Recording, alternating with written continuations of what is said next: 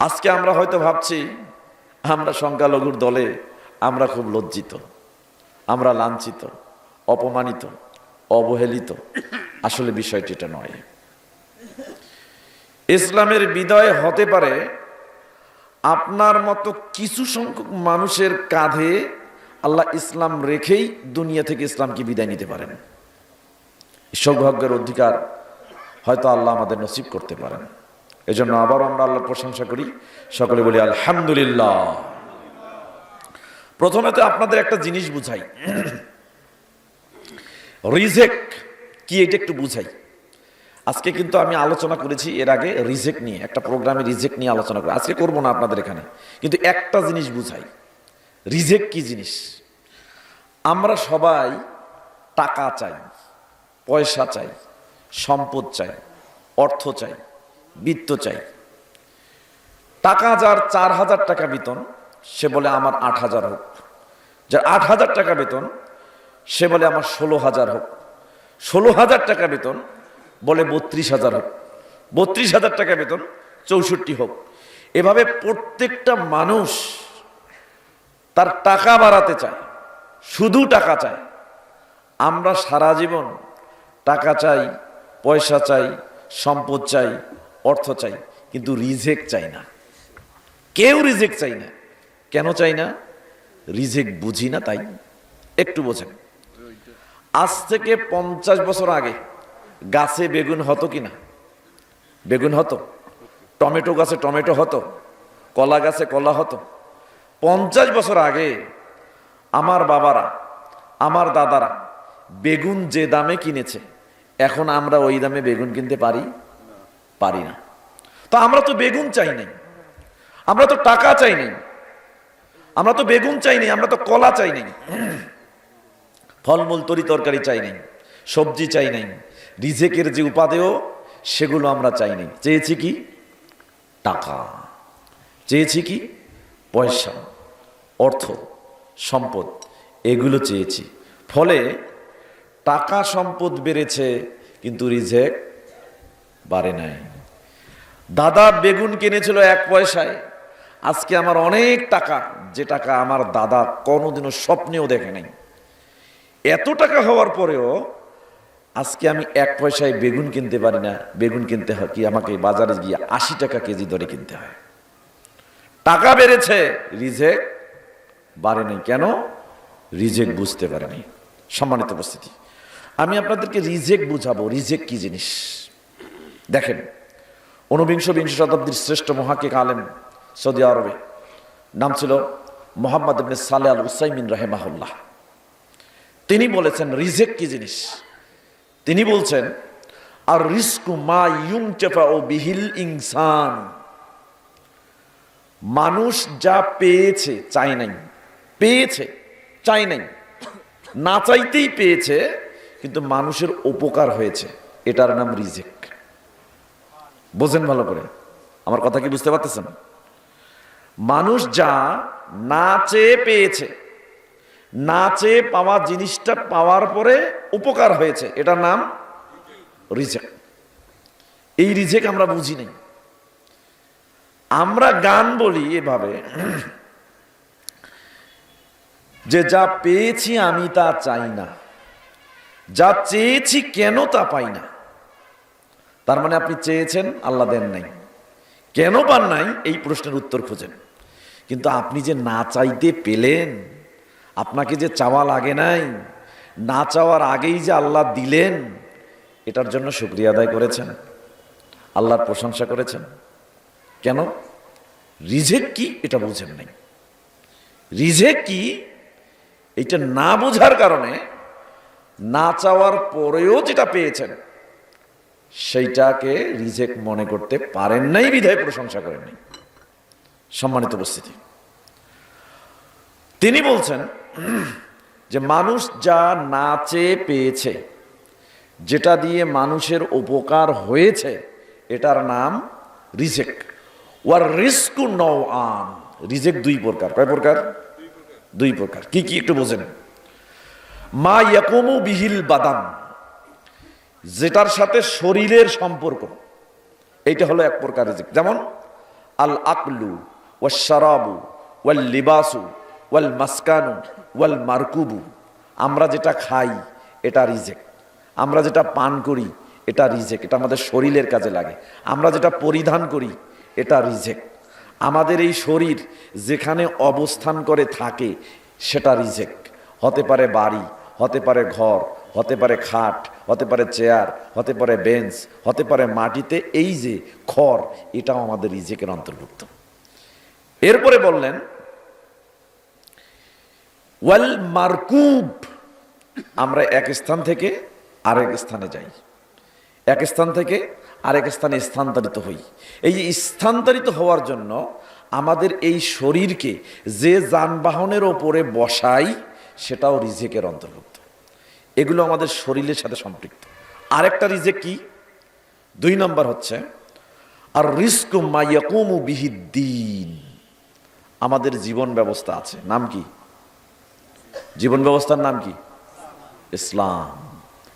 আমাদের দিনের সাথে সম্পর্কিত রিজেক, সেটা কি?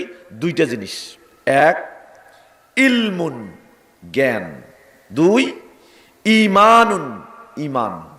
সারা পৃথিবীর সব মানুষ কি মুমিন? সব মানুষ মুমিন? এনসাইক্লোপিডিয়া ব্রিটানিকা 2009 এর পরিসংখ্যান মতে 3500-এর বেশি ধর্ম আছে পৃথিবীতে। এনসাইক্লোপিডিয়া ব্রিটানিকা 2025 এর ফেব্রুয়ারি জার্নালে প্রকাশ পেয়েছে সারা পৃথিবীতে প্রায় 2600 ধর্ম রেজিস্ট্রেশন পেয়েছে। মুসলমান ধর্ম বাদে কোনো ব্যক্তিকে মুমিন বলা যায় না। তাহলে বোঝা গেল মুসলিমদের মধ্যে মুমিনরাই কেবল ইমানের মতো রিজেক পেয়েছে, আর কেউ ইমানের রিজেক পায়নি। তো কদিমান কলাল মুহাদ্দিসুন, পুরনো দিনে মুহাদ্দিসগণ বলেছেন আল ইলমু রিজকুন, জ্ঞান হলো রিজেক, জ্ঞান হলো রিজেক। কেমন? দেখেন, আজকে আমরা কোরআন হাদিসের কথা বলছি, এই এলাকায় মানুষ নাই, আছে না নাই? পাশে বাজার, অনেক লোক ঘুরছে না, আসতে পেরেছে? পারে নাই, পারবেও না, কারণ ওদের রিজেকে আজকের জ্ঞান নাই, ওদের রিজেকে আজকের এই জ্ঞান নাই। বলতে বলতে তারা বলছেন আসসামাউ রিজকুন, এই যে আমি বলছি আপনারা শুনছেন, আমি বলছি আপনারা শুনছেন, অথবা এই মাইকের আওয়াজে যতদূর পর্যন্ত যায় কিছু মানুষ শুনছে, এই যে শ্রবণ করা এটাও রিজেকের অন্তর্ভুক্ত। অনেক মানুষ এই এলাকায় আছে, তাদের কাছে আমার আওয়াজ, মাইকের আওয়াজ কিন্তু পৌঁছায় না, তার মানে তাদের রিজেকে আজকের জ্ঞানের আওয়াজের শ্রুতি নাই। কথা কি বুঝতে পারছেন? শেষে বললেন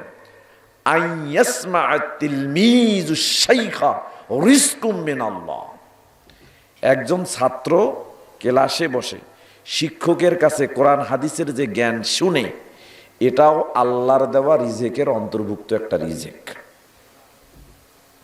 এটার জন্য তাকদির লাগে ভাই,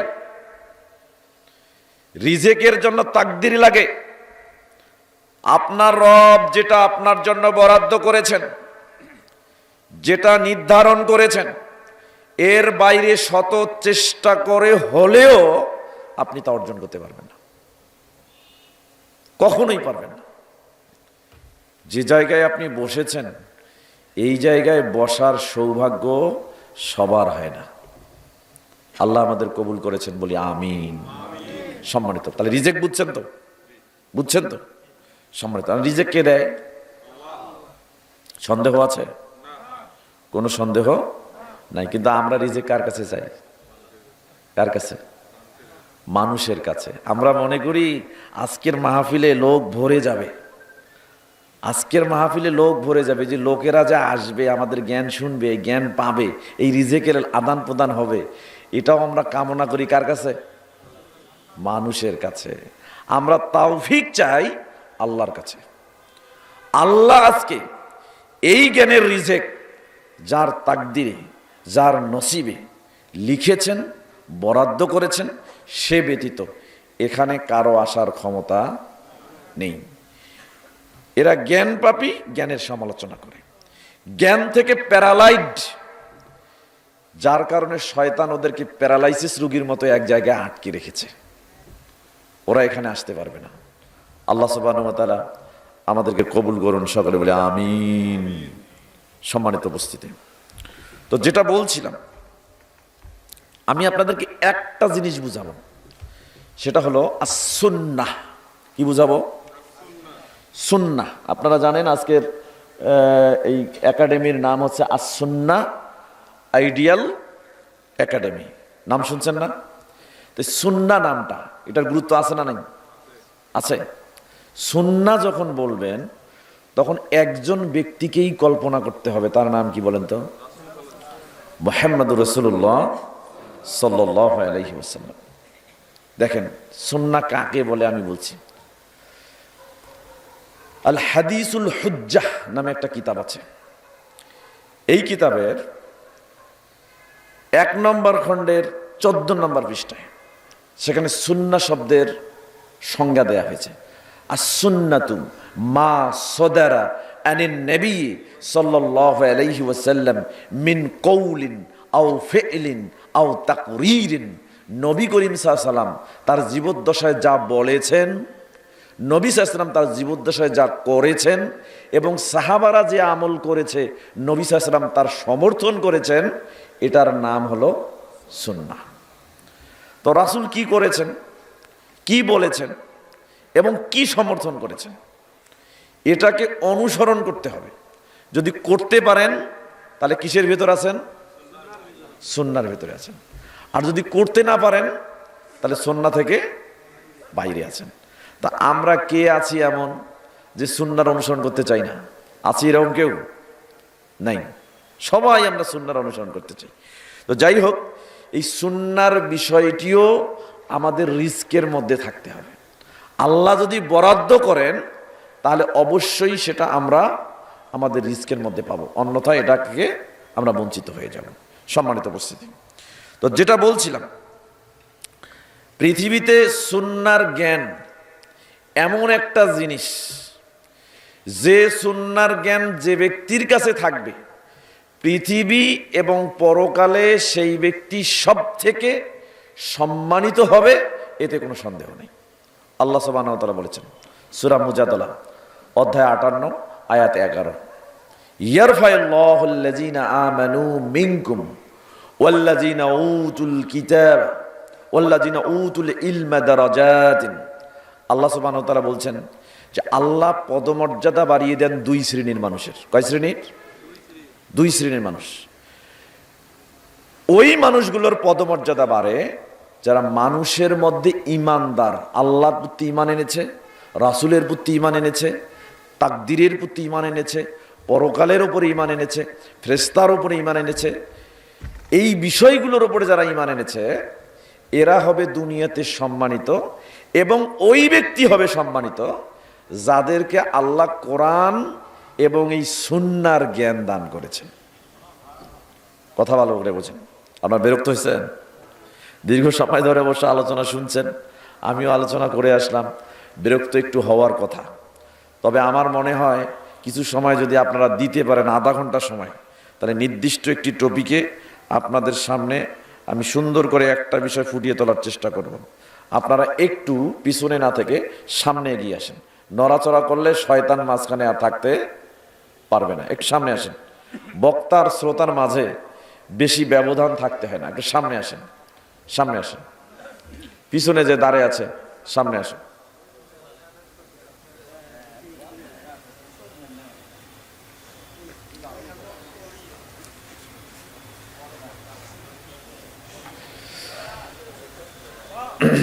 আচ্ছা বোঝেন, আমরা একটু কথা বলি, শোনেন। জ্ঞান, ইলম এর উৎপত্তি নিয়ে আগে একটা কথা বলি। প্রথম কথা হচ্ছে, জ্ঞানের উৎপত্তি কোথা থেকে, ইলমের উৎপত্তি কোথা থেকে, এটা কি আমরা জানি? জানি? দেখেন, আমাদের নবী মুহাম্মদুর রাসূলুল্লাহ সাল্লাল্লাহু আলাইহি ওয়াসাল্লামের জন্মের 1000 বছর পূর্বে এই পৃথিবীতে একজন মানুষ ছিল, তার নাম ছিল এরিস্টটল।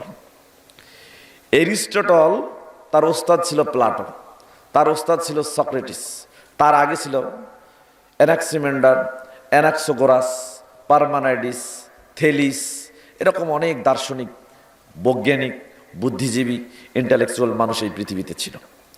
তাদেরকে প্রশ্ন করা হয়েছিল, what is the origin of knowledge, জ্ঞানের উৎপত্তি কোথা থেকে? তখন তারা বলেছিল, জ্ঞান এসেছে বুদ্ধি থেকে, যার বুদ্ধি বেশি তার জ্ঞানও বেশি। তার মানে পৃথিবীতে যে যত বড় বুদ্ধিমান সে তত বড় জ্ঞানী। এরপর কিছু মানুষ আসলো, তাদের মধ্যে ছিল লাইবনিজ, স্পিনোজা, বার্টলি, হিউম। তাদেরকে জিজ্ঞাসা করা হলো, what is the origin of knowledge, জ্ঞানের উৎপত্তি কোথা থেকে? তখন তারা বললেন, জ্ঞান আসছে অভিজ্ঞতা থেকে। কোত্থেকে আসছে? অভিজ্ঞতা থেকে। যার অভিজ্ঞতা বেশি তার জ্ঞানও বেশি।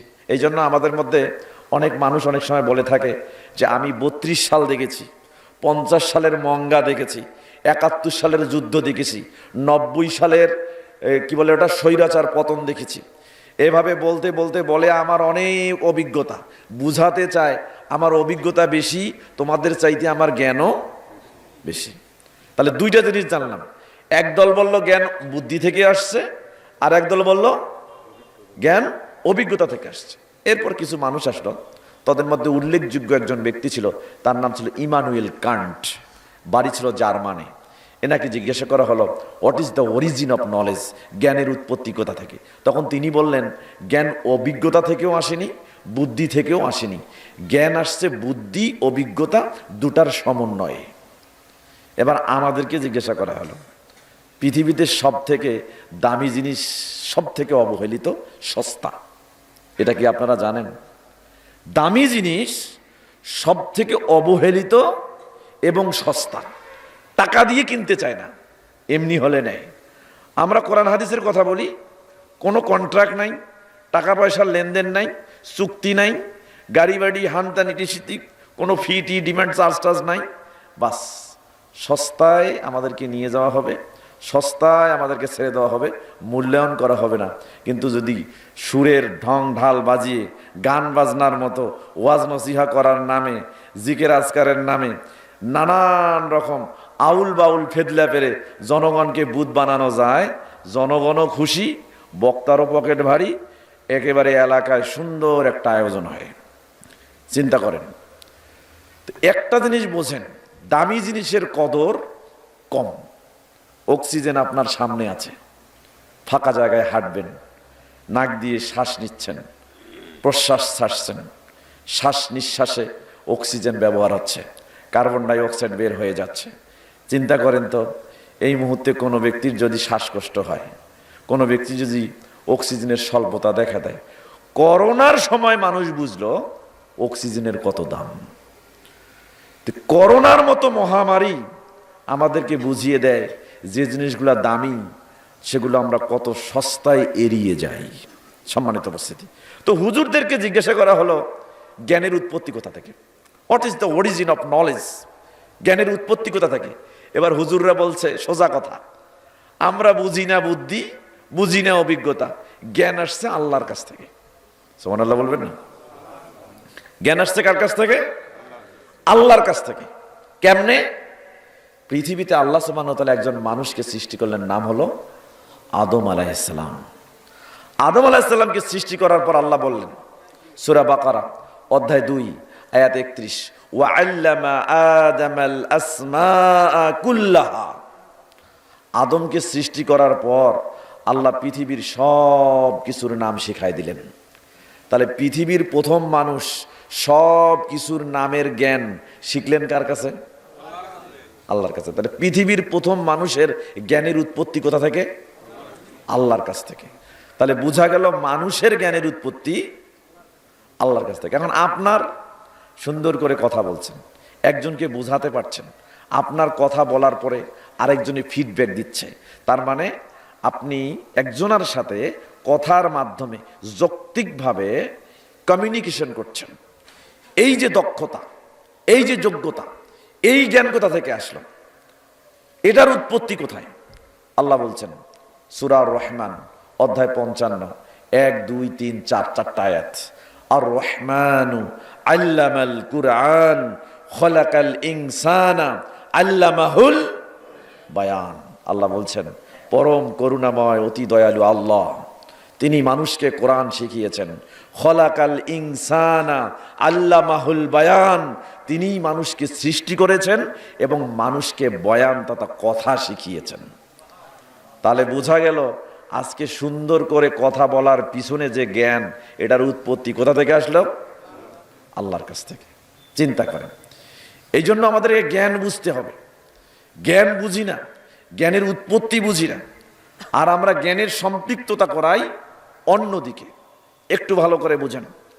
আল্লাহ সুবহানাহু ওয়া তাআলা বলছেন, প্রথম নবী মুহাম্মদুর রাসূলুল্লাহ সাল্লাল্লাহু আলাইহি সাল্লামের কাছে যখন ওহী নাজিল করলেন, ওহী নাজিল করার সময় তিনি প্রথম কথা বললেন কি? ইকরা, মানে কি? পড়ো। যদি এখানেই থামতেন তাহলে নবী বুঝে নিতেন হোয়াট এভার ইউ রিড, তোমার যা ইচ্ছা তুমি তাই পড়ো। যদি বলতেন ইকরা, নবী ইকরা, পড়ো, আর কিছু বলতেন না, তাহলে কি হতো? এতটুকুই বুঝতেন, যা ইচ্ছা তাই পড়ো। কিন্তু বলেন নাই, এটা মালুমুল মুরাদ। আপনি যে কোনো বুঝতে পারেন, যে কোনো একটা শব্দের মাধ্যমে শ্রোতার মনে অনেক রকম বুঝ অপেক্ষা করে, কিন্তু আল্লাহ মালুমুল বায়ান দিলেন, বর্ণনা করে বললেন ইকরা বিস্মি রব্বিকাল্লাযী খলাক, পড়ো তোমার রবের নামে যিনি সৃষ্টি করেছেন। যিনি সৃষ্টি করলেন তিনি স্রষ্টা। তাহলে তার নামে পড়া মানে রবকে জানতে হবে, জানার জন্য পড়তে হবে। কথা কি বুঝতে পারছেন? তা আমরা কি আমাদের রবকে জানি? রবকে চিনি? বলেন তো, রবকে জানি, রবকে চিনি? চেনেন না। বলেন তো আপনার রবকে কে? আপনার রব কোথায় থাকে? কনফিউজড।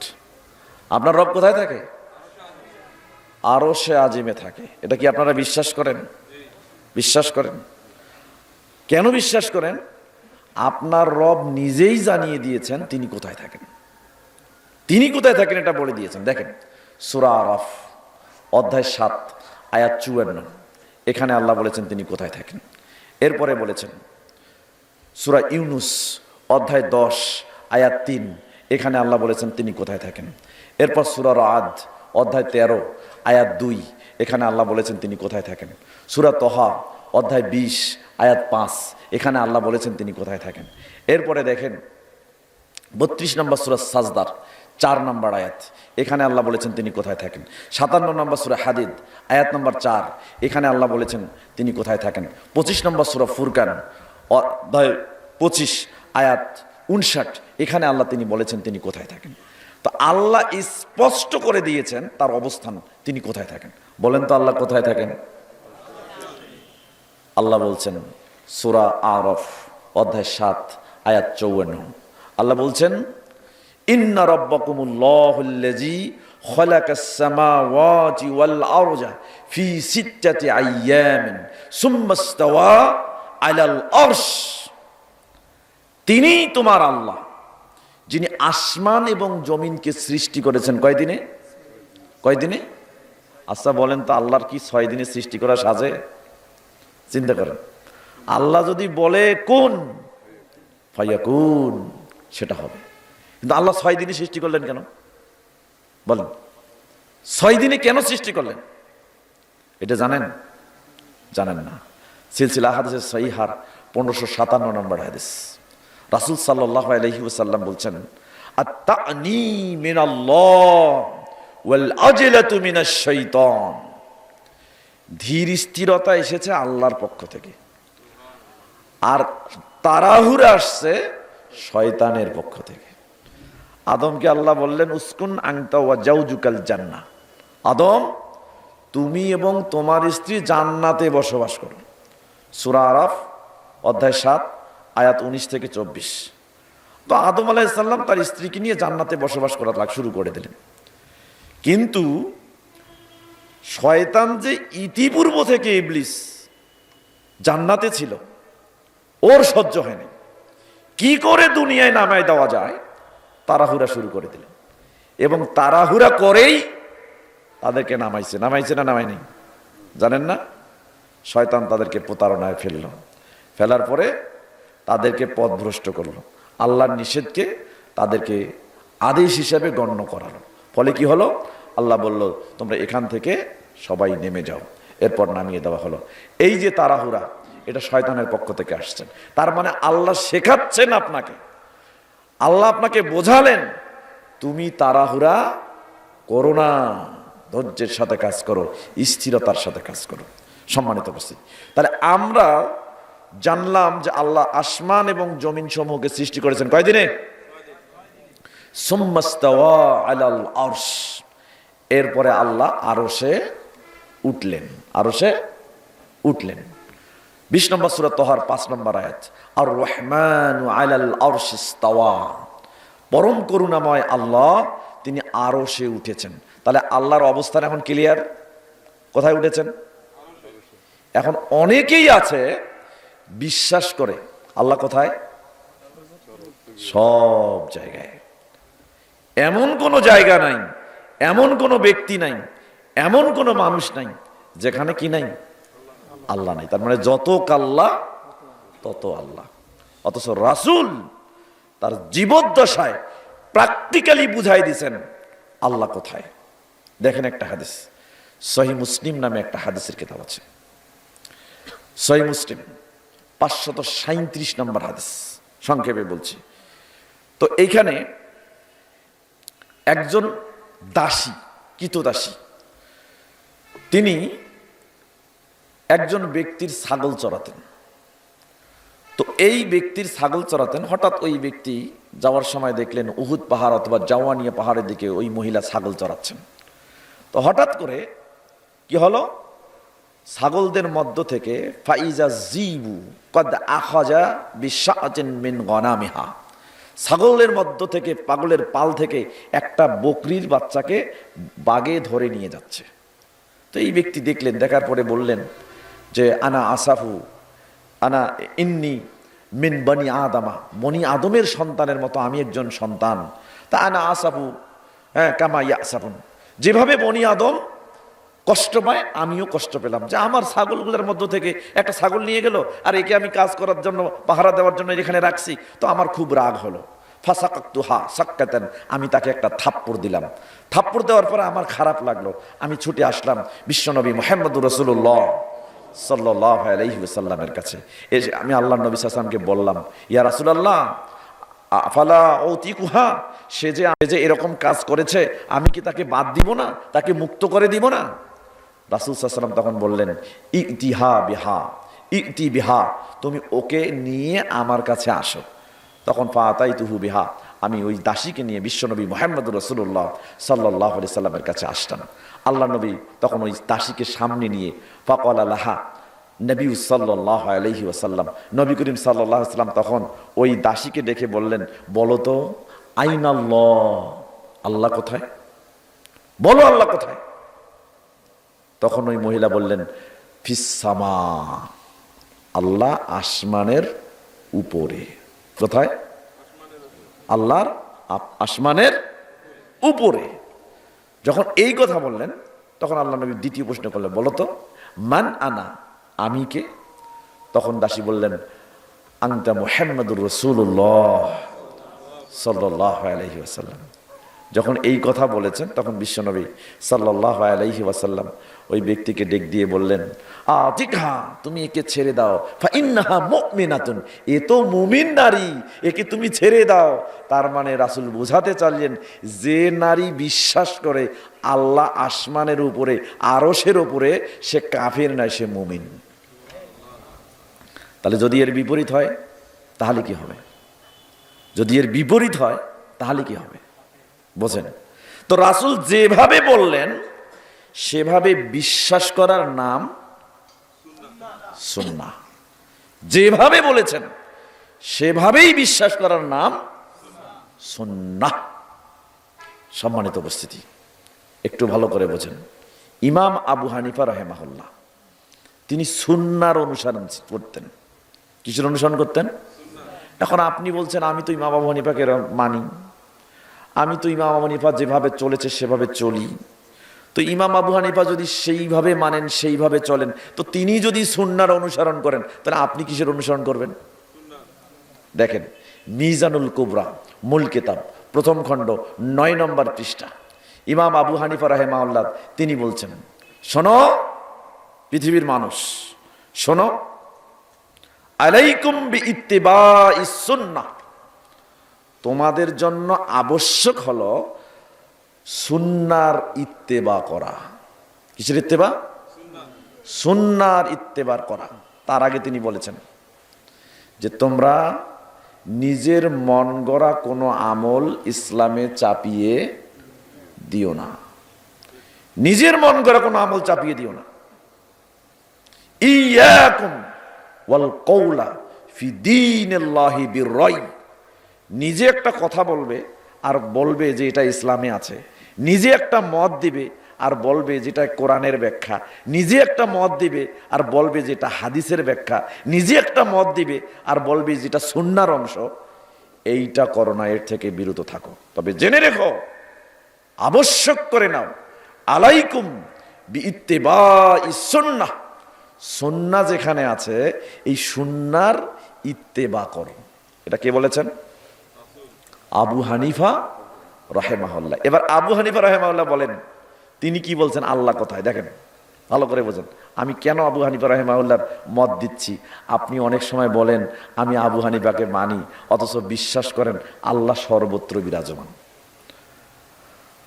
আপনি আবু হানিফা রাহিমাহুল্লাহকে মানেন, বিশ্বাস করেন আল্লাহ সব জায়গায় বিরাজমান, তাহলে বোঝা গেল আপনার আকীদা আবু হানিফা রাহিমাহুল্লাহর আকীদা নয়।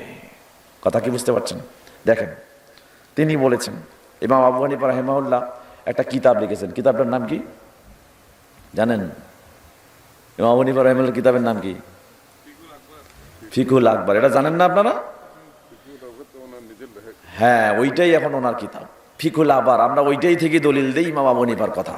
ফিকুল আকবর 1 নম্বর খণ্ড 135 নম্বর পৃষ্ঠা, ওখানে ইমাম আবু হানিফা রাহিমাহুল্লাহ স্পষ্ট করেছেন আল্লাহ কোথায়। তিনি বলছেন মান কলা, যে ব্যক্তি এ কথা বলে, লা আরিফু রব্বি, আমি জানি না আমার রব, হুয়া ফিস সামাই আও ফিল আরজ, যে তিনি আসমানে নাকি জমিনে, ফাহুয়া কাফিরুন, সে কাফের। তার মানে যে বলে আমি জানি না আল্লাহ কোথায়, তিনি আসমানে আছে নাকি জমিনে আছে, সে ব্যক্তি কি? কাফের। এবং তিনি এইভাবে এটা বললেন, ওয়াকাজা মান কালা, অনুরূপ ভাবে ওই ব্যক্তিও কাফের। কোন ব্যক্তি? যে ব্যক্তি এ কথা বলে, ইন্নাহু আলাল আরশ, আল্লাহ আরশে আছে, ওয়ালা আদরির আরশা, কিন্তু আমি জানি না আল্লাহর আরশ, আফিস সামাই আও ফিল আরজ, যে আরশটা আসমানে নাকি জমিনে এইটা আমি জানি না, ফাহুয়া কাফের, সেও কি কাফের। তাহলে বলতে হবে কি? তিনি বলতেছেন যে বরং এটা বিশ্বাস করতে হবে, ইন্নাল্লাহা ইউদআ মিন আ'লা, আমরা যে আল্লাহকে ডাকি, কেমনে ডাকি? ওপরে জেনেই ডাকি, হাত তুলে ডাকি। হাতটা কোন দিকে টানেন, উপরের দিকে না নিচের দিকে? তা আল্লাহ থেকে আপনি আল্লাহকে ডাকেন, উপরে জেনে ডাকেন, উপরে জানেন বিধায় উপরে তাকিয়ে উপরে হাত তুলে আপনি আল্লাহকে ডাকেন। ওয়ালা মিন আসফালা, নিচে তো হাত দেন না, নিচে তো হাত বাড়ান না, নিচে তো তাকান না। তার মানে বোঝা গেল আল্লাহকে ডাকার সময় আপনি উপরে তাকান, উপরে হাত তোলেন, তাহলে আল্লাহ কোথায়? আরশের উপরে। কথা কি বুঝতে পারছেন? সম্মানিত উপস্থিতি, ইমাম মালিক রাহিমাহুল্লাহ, তাকে জিজ্ঞাসা করা হলো আল্লাহ কোথায়? জবাব দিচ্ছে, কেন আমি তাদের কথা বলছি?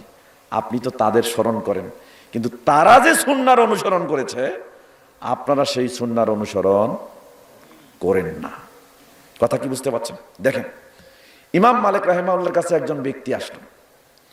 এই ঘটনা কোথায় আসছে?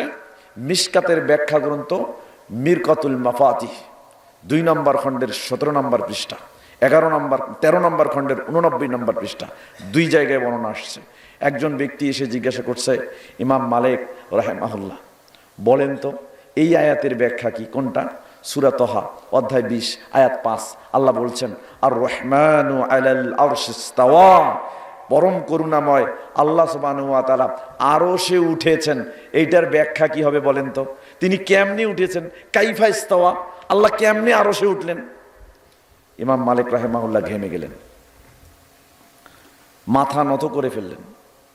হাত্তা আলাহুর রুহাজা, মাথা নত করলেন, এমনকি তার মাথা থেকে ঘেমে ঘাম টপ টপ করে পড়া শুরু করিল। চিন্তিত হয়ে গেলেন।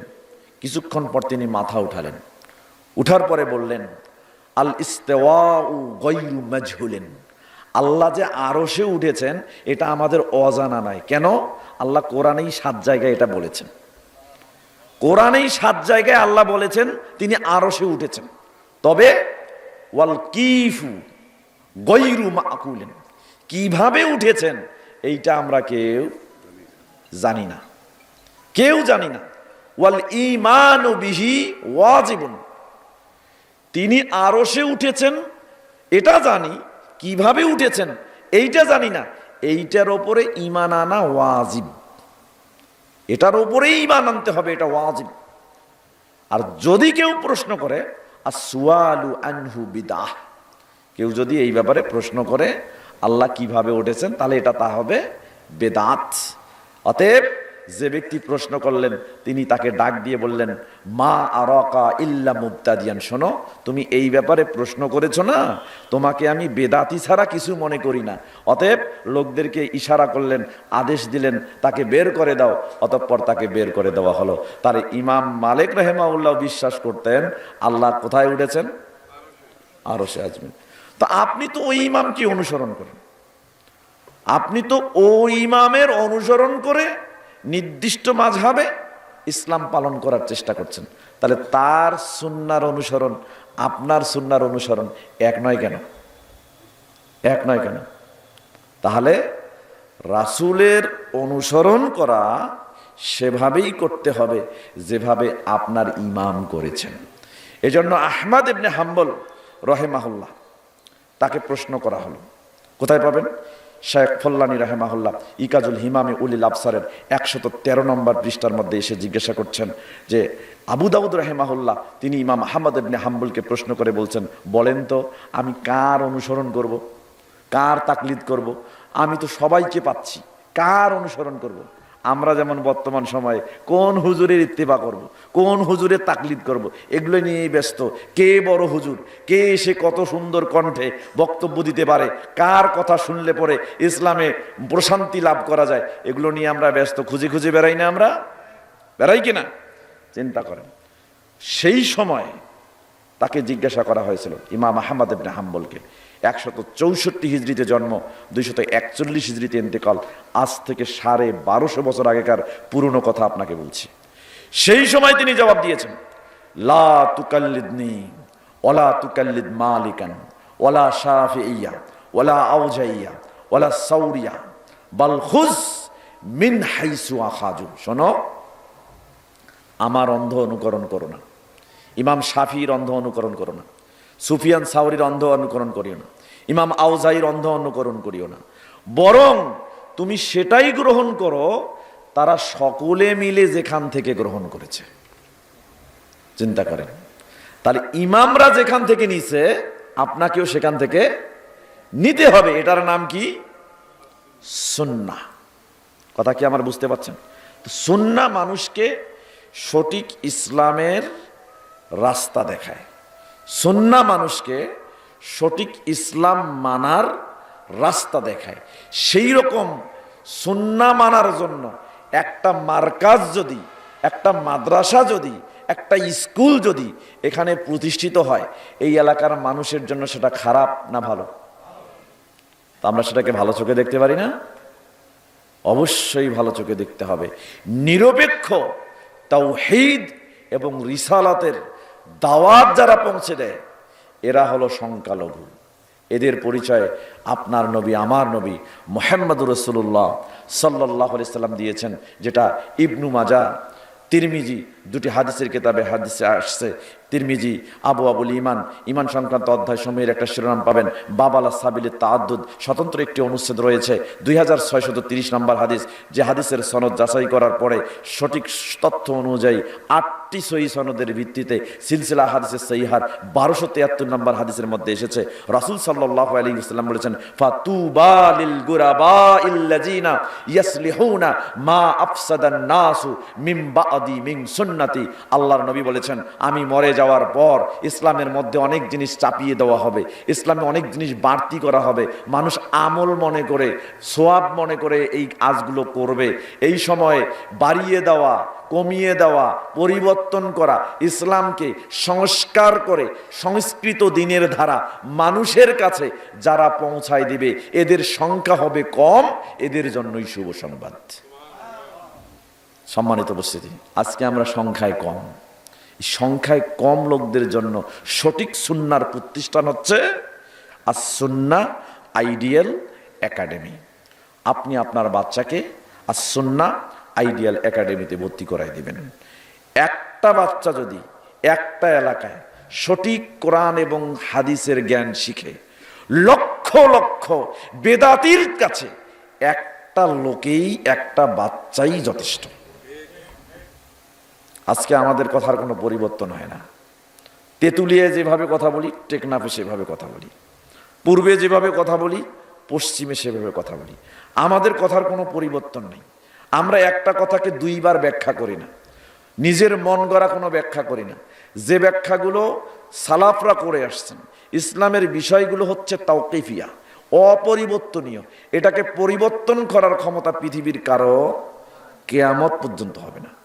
সুতরাং নিরপেক্ষ তাওহীদ এবং রিসালাতের বাণী মানুষের কাছে পৌঁছায় দেওয়ার একমাত্র পদ্ধতির নামেই হচ্ছে সুন্নাহ। অতএব আস-সুন্নাহ আইডিয়াল একাডেমি এর শুভ উদ্বোধন উপলক্ষে আজকের এই ওয়াজ মাহফিলের সফলতা কামনা করছি, এবং সেই সাথে আস-সুন্নাহ আইডিয়াল একাডেমির সফলতা কামনা করছি। এলাকার মানুষ সংখ্যালঘু হলেও আমরা আমাদের সন্তানকে অবশ্যই সুশিক্ষিত বানাতে চাইলে যে শিক্ষায় প্রশংসা আছে, যে শিক্ষায় দুনিয়া এবং পরকালে মুক্তি আছে, সেই শিক্ষা অর্জন করার জন্য আমি আমার বাচ্চাকে কোথায় ভর্তি করাবো? As Sunnah ideal academy. দেখেন চেহারা সুন্দর, চেহারা সুন্দর, আপনাকে দেখে যে কেউ প্রলুব্ধ হতে পারে। আপনার মেয়েটা দেখতে সুন্দর, যে কেউ প্রলুব্ধ হতে পারে। কিন্তু সুন্দর চেহারার মধ্যে যদি সুন্নাহর জ্ঞান না থাকে, কোরআনের জ্ঞান না থাকে, হাদিসের বাণী না থাকে, তাহলে এই শরীরের কোনো দাম আছে? কোনো দাম আছে? নেই। 1450 বছর আগে আপনার নবী মুহাম্মদ রাসূলুল্লাহ সাল্লাল্লাহু আলাইহি সাল্লাম বলেছেন, সুনানাদ দারিমি নামে একটা হাদিসের কিতাব আছে, কিতাবু ফাজাইলুল কোরআন, কোরআনের ফজিলত সমূহ সংক্রান্ত একটা অধ্যায় রয়েছে, বাবু ফাজলিন মান করা আল কোরআনা, যে ব্যক্তি কোরআন পাঠ করে তার ফজিলত সংক্রান্ত একটা অনুচ্ছেদ রয়েছে। হাদিস নাম্বার 3345, 3361, দুটি হাদিস।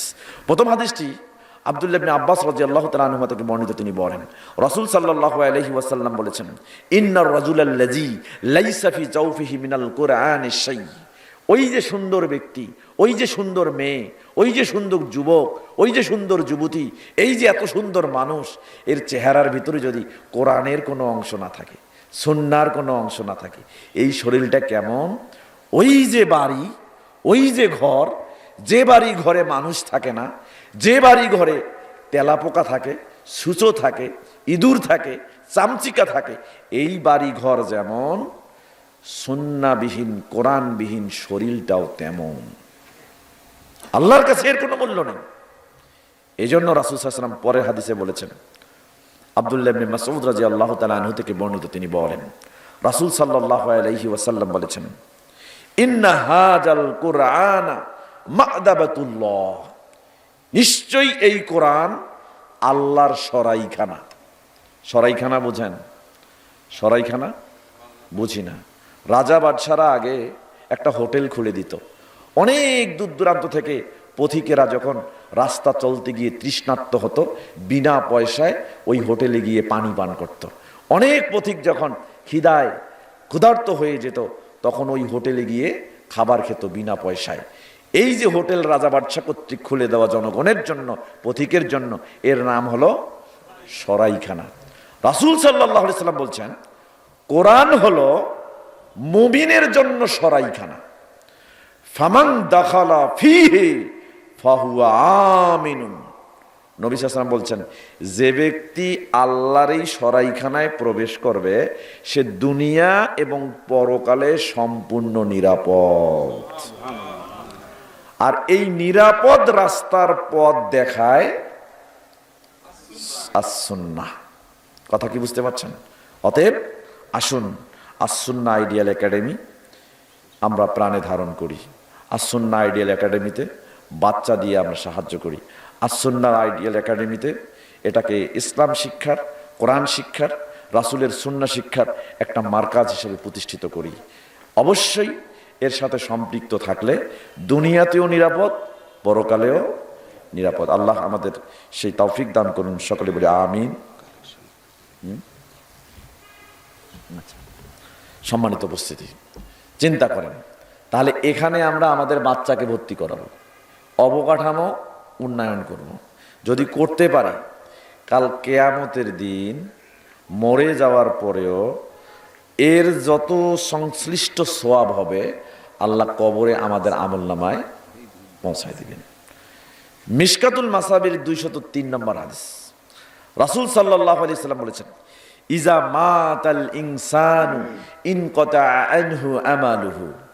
মানুষ যখন মরে যায় তখন তার আমলও বন্ধ হয়ে যায়, আমলের ধারা বন্ধ হয়ে যায়, কোনো আমল করে আর পারবে না, সওয়াবও আর পাবে না। তবে ইল্লা মিন সালাসাতি আশিয়া, 3 শ্রেণীর লোক যদি মৃত্যুবরণ করে কবরে মরে যাওয়ার পরেও তার আমলনামায় আল্লাহ নেকি যুক্ত করেন। সেই 3 শ্রেণীকে এক মিন সাদাকাতিন জারিয়া, যে ব্যক্তি সদকায়ে জারিয়া করে। জারিয়া মানে প্রবাহমান, চলমান, চলতেই থাকে, যেটা বন্ধ হয় না, এটাকে বলা হয় কি জারিয়া। সদকায়ে জারিয়া মানে যে দান করেছেন কিন্তু তার চলমান কার্যক্রম কিয়ামত পর্যন্ত চলতে পারে, এটার নাম কি জারিয়া, সদকায়ে।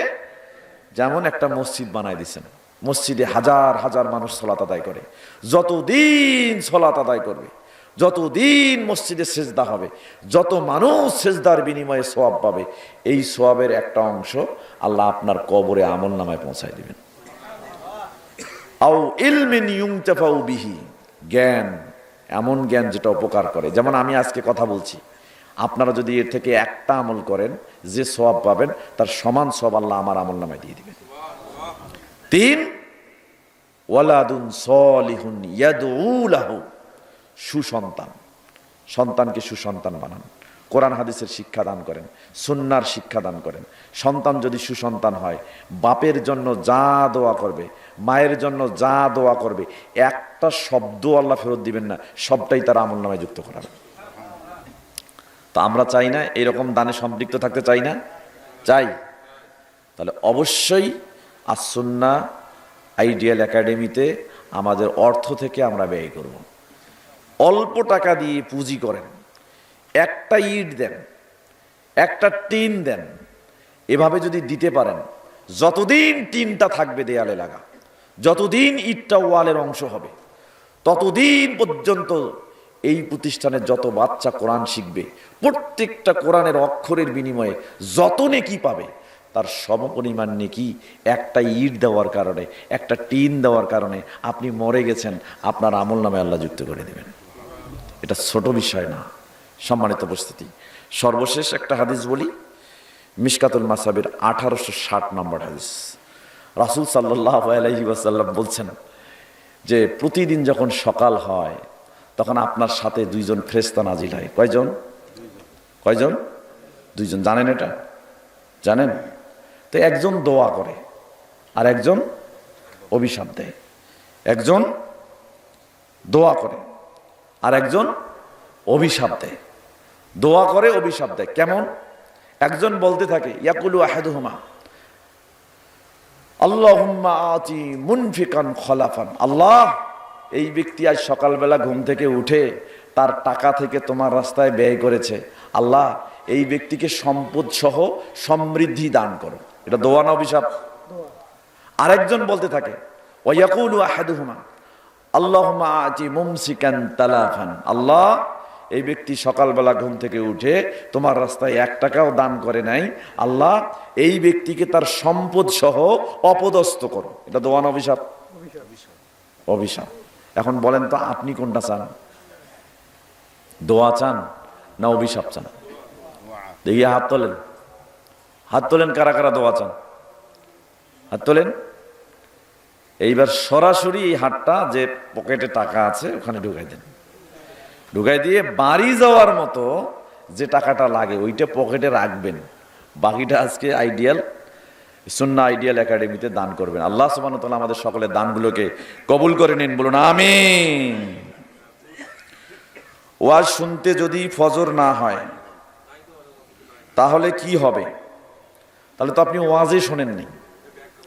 ওয়াজ শুনে যদি ফজর না হয় তাহলে কি ওয়াজ শুনেছেন? না।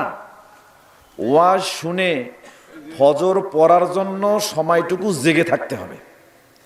কথাটা বোঝেন? 2 শ্রেণীর মানুষ রাত জাগতে পারে।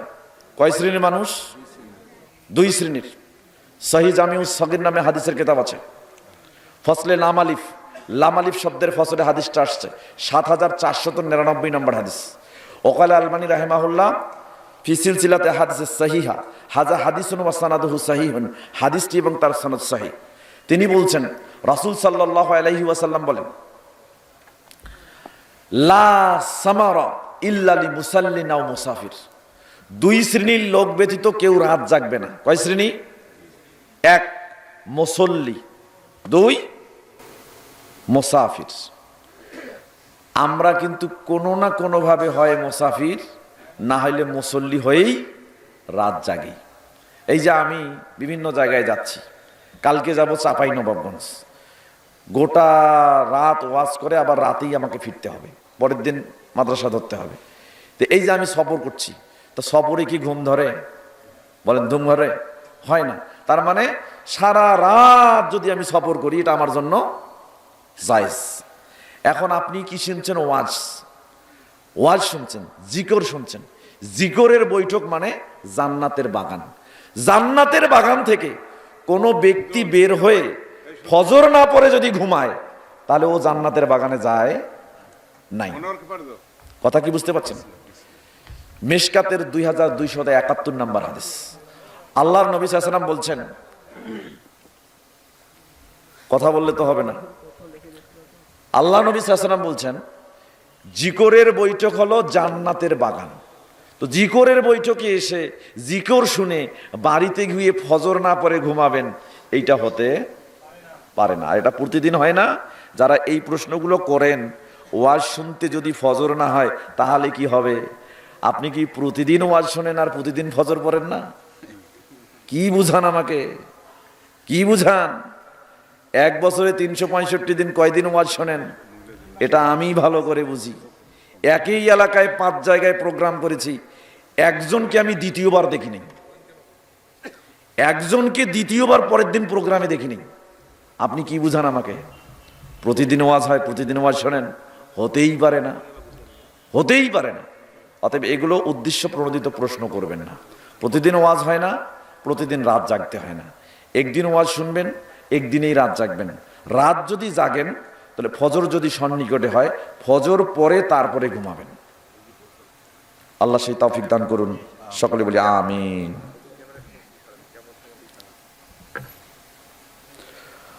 মাহফিলে কমিটিতে থাকতে না পেরে মাহফিল বন্ধ করে তারা কারা? আচ্ছা, মাহফিল কমিটিতে থাকতে না পেরে মাহফিল বন্ধ করে, এটা খুব খারাপ জিনিস, এটা করা যাবে না। জিকরের বৈঠকে মানুষকে বসার সুযোগ করে দিতে হবে, জিকরের বৈঠকের আয়োজন করতে হবে, মানুষকে এই কাজে সাহায্য সহযোগিতা করবে। যদি কোনো ব্যক্তি এই পথে বাধা দেয় তাহলে ওই যে বলেছিল, কে বলেছিল বলেন তো? আবুল আহাব, আবু জেহেলেরা বলছিল না, এই তোমরা এই কোরআন শোনো না, মোহাম্মদের কাছ থেকে এই কোরআন শোনো না। তার মানে এরা কোরআন শুনতে মানুষকে বাধাগ্রস্ত করে। কথা কি বুঝতে পারছেন? অতএব এরকম ঘৃণিত কাজ কেউ করবেন না।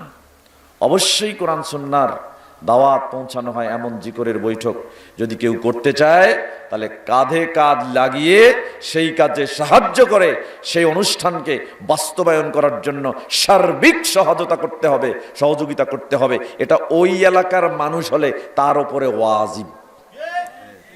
তা বুঝতে পারছেন? আল্লাহ তাআলা আলাম।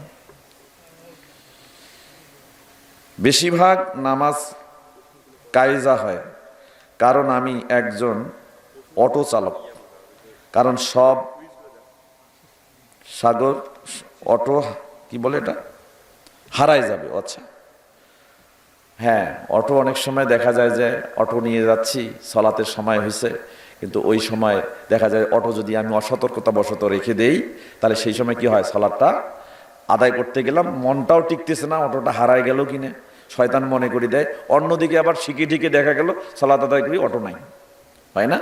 এখন তো তালা ভাঙিয়াও অটো নেই, এরকম হয় না? হয়। যদি এরকম আশঙ্কা করেন কোনো এলাকায়, বর্তমান সময়ে কিন্তু অনেক জায়গা আছে নিরাপদ জায়গা, যে জায়গায় বিস্তর মাঠ আছে, যে মাঠে অটো জমা করে একটার সাথে আরেকটা তালাবদ্ধ করে অনেক মানুষই সালাত আদায় করে। রংপুরে এরকম মসজিদের অভাব নাই, কিন্তু আছে না? এরকম জায়গায় গিয়ে যথারীতি যথাসময়ে জামাতের সাথে সালাত আদায় করার চেষ্টা করবেন। যদি এরকম সময় না হয়, এরকম জায়গা অনুকূলে না থাকে, তাহলে আপনি যেখানেই আছেন সেখানেই দাঁড়িয়ে, যেখানেই আছেন সেখানেই দাঁড়িয়ে অটোর কি বলে ওটা সিট তুলে অটের সিটের উপরে দাঁড়িয়ে, মাঝখানে দাঁড়িয়ে, প্রয়োজন বোধে দাঁড়ানোর জায়গা নাই, অটোটাকে কেবলামুখী করে সেখানেই বসে হলেও সালাত আদায় করবেন ঠিক যথাসময়ে। তাহলে আবু দাউদের 560 নম্বর হাদিস, বাড়িতে সালাত আদায় করলে সওয়াবে 1 গুণ, মসজিদে আদায় করলে 25 গুণ, আর ওই ব্যক্তি ওই অবস্থায় সালাত আদায় করলে 50 গুণ নেকি আল্লাহ তাআলা আমল দেয়। কিন্তু যথাসময়ে সালাতটা আদায় করতে হবে। কথা কি বুঝতে পারছেন? এইরকম আল্লাহ নবী সাল্লাল্লাহু আলাইহি ওয়াসাল্লাম বলছেন, যদি কেউ মরুভূমিতে আছে, মসজিদ নাই, কিন্তু যথাসময়ে ওয়াক্ত বুঝে সালাত আদায় করে, তাহলে তাকে সালাতের 50 গুণ নেকি তার আমলনামায় লিখে করতে হবে। আল্লাহ তাআলা আলাম। বেদাতীদের ভুল ধরতে চায় না, কারণ তারা নিজে করে বেদাতি, কিন্তু হক দলের ওয়াজ এত রাতে হবে কেন, এটা কি ঠিক? আচ্ছা, শোনেন, যদি বুঝেন যে বেদাতি ওয়াজ হচ্ছে, সেখানে 1 সেকেন্ড দাঁড়ানো যাবে না। কয় সেকেন্ড? 1 সেকেন্ড বাদ দেন, হাফ সেকেন্ড দাঁড়ানো যাবে না। বেদাত হচ্ছে, বেদাতি কথা আলোচনা হচ্ছে, বেদাতের বিষয় সুস্পষ্ট, হাফ সেকেন্ড দাঁড়ানোর সময় হবে না, দাঁড়ানো যাবে না। ভালো করে মাথায় ঢুকে নেন। তবে শুনতে ধারাবাহিকতায় যদি খেই হারিয়ে যান, আরো ভালো লাগে আরো অবস্থান করেন, আরো ভালো লাগে আরো অবস্থান করেন, গোটা রাত কাটিয়ে দেন, ফজরে পৌঁছে যান, সুন্নাহ শুনতে ভালো লাগে, তাহলে ওখানেই থাকেন, ফজর পরে বাড়ি যাবেন। কথা কি বুঝতে পারছেন? আল্লাহ তাআলা আলাম। হচ্ছে এগুলো সব হচ্ছে। কেউ যদি কারো প্রতি মন খারাপ করে বা ঝগড়া করে, আচ্ছা, ঠিক আছে, তো ঠিক আছে, আমরা যা জানলাম আল্লাহ সুবহানাহু ওয়া তাআলা আমাদের সকলকে, বক্তা শ্রোতা সকলকে উপকৃত হওয়ার তৌফিক দান করুন। আচ্ছা, এবার আপনারা যে কথাগুলো শুনলেন এর উপরে কুইজ হবে। যারা আপনারা প্রশ্নের উত্তর দিতে পারবেন বা উপর দিতে আগ্রহী, আগে হাত উঠাবেন, তারপরে এখান থেকে জিজ্ঞেস করা হবে, যাকে জিজ্ঞাসা করা হবে সেই উত্তর দিবে। যদি সঠিক উত্তর হয় সঙ্গে সঙ্গে এখানে এসে পুরস্কার নিয়ে যাবেন। আচ্ছা, আমি একটা হাদিস বলেছিলাম যে শয়তানের পক্ষ থেকে একটা জিনিস আসে, আল্লাহর পক্ষ থেকে একটা জিনিস। তো আল্লাহর কাছ থেকে কি আসে? হাত তুলবেন আগে, এ তো বলেই দিলেন, হাত উঠায় আগে হাত উঠাবে, হাত উঠাবে, তারপর আমরা ফ্লোর দিব। আচ্ছা, রাসূল সাল্লাল্লাহু আলাইহি সাল্লাম কাকে আল্লাহর বিষয়ে প্রশ্ন করেছেন? আল্লাহ কোথায়? হাত তুলেন।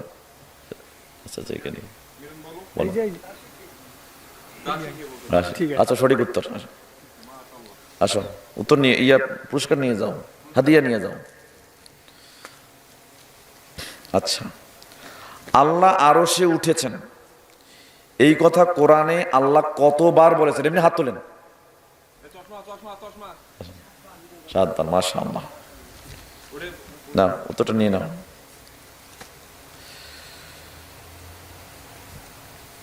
আচ্ছা, কোরআন মুমিনের জন্য কি? হাত তোলেন। দাঁড়াও।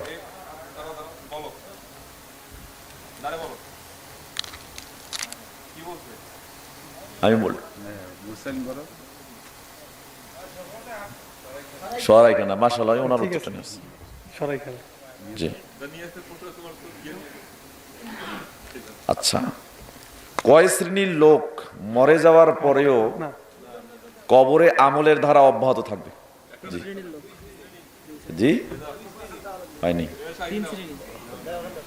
3 শ্রেণী। আচ্ছা, আমাদের এই যে উপস্থাপক বলছে 3 শ্রেণীর লোক। ঠিক আছে, মাশাআল্লাহ।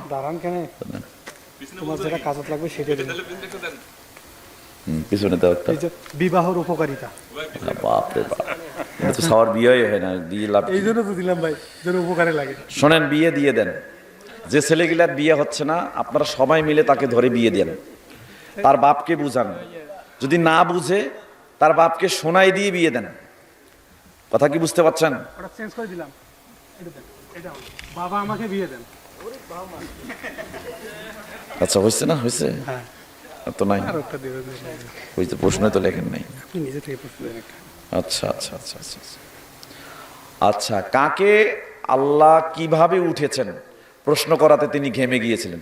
বিবাহিত পার্সনকে দেন। না, যে বিবাহিত। কোন ইমামকে? তুমি একবার পাইছো না? দ্বিতীয় ইমাম মালিক রাহিমাহুল্লাহ। মাশাআল্লাহ।